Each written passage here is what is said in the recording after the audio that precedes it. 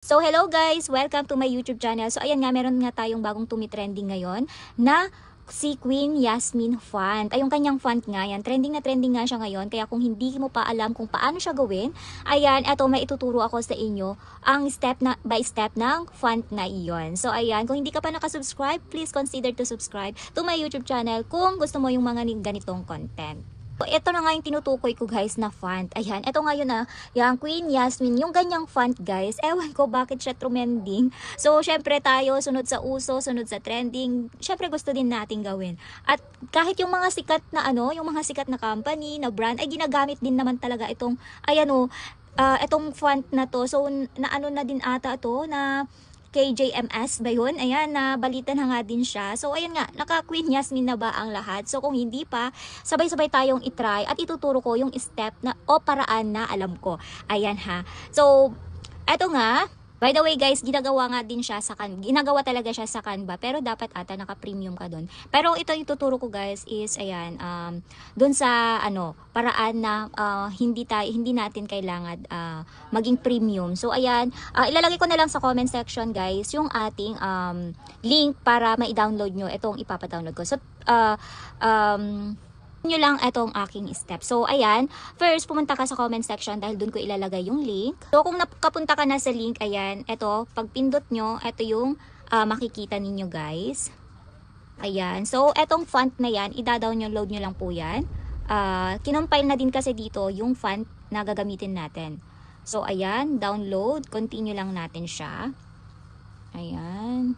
And then yan, downloading na siya. So, font RAR. Ayan. And then, open lang natin yan guys.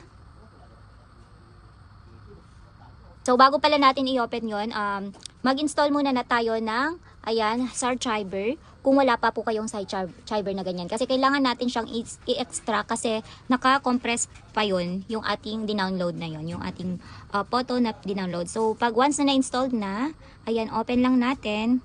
And then punta lang tayo sa ating download. Download, ayan. And then punta tayo sa font RAR. Ayan, font RAR. Ayan. And then extract here. Ayan, extract lang po natin. And then ayan, okay na. So tapos natin ma-extract, ayan, na-save na siya sa ating sa ating gallery or photos. So next naman punta tayo sa Pixel Lab or any na pinag-editan ninyo. So ayan, kasi ito ang meron akong available na ayan, nag-anuhan ng aking thumbnail. So ayan, kung gusto niyo baguhin yung background, ayan, pwedeng-pwede naman. So white, ayan. Bahala na kayo, basta ito yung magiging background natin. And then ayun na, pipindutin na natin or lalagay na tayo ng photos, kunyari. Ayan, eto na siya guys. So, kompleto na kasi yan na letters, A to Z. So, ang gagawin ko is yung pangalan ko. Asan ba yung R dito?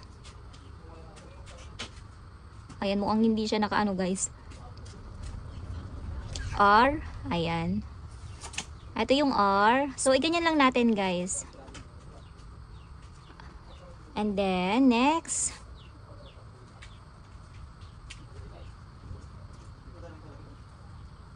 E. Nasaan na yung E? Ayan.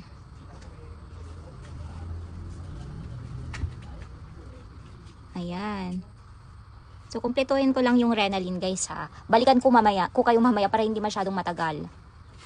So, ayan na siya guys, di ba? Renalyn, yung pangalan ko yan, Renalyn. So, etong background kasi natin, hindi siya pure white, kaya ayan, nakukan yung kanya, yung white. So, kayo na bahala guys, basta ganyan siya guys. And then, ayan, bahala na kayo kung ano naman yung gusto nyong text ng ating or pangalan nyo, or I love you, mga ganyan. So, save mo na yan. Kung okay ka na dyan, save mo na, save as image, ayan, ganyan. So, ayun, ganun lang kadali guys. Yan, nasa gallery na natin siya. Ayan, pwede mo nang i-crop yan and then i-post mo na sa social media account mo na ayan nga, nakasunod ka sa uso, nakasunod ka sa trending. O, diba? Ayan yung ating Queen Yasmin font. So, kung nagustuhan mo, ayan, at nasundan mo yung ating step by step sa ating, ayan, trending font, ayan, mag-comment down below at, ayan, maraming salamat sa panonood. Huwag kakalimutang mag-like at mag-subscribe. Bye!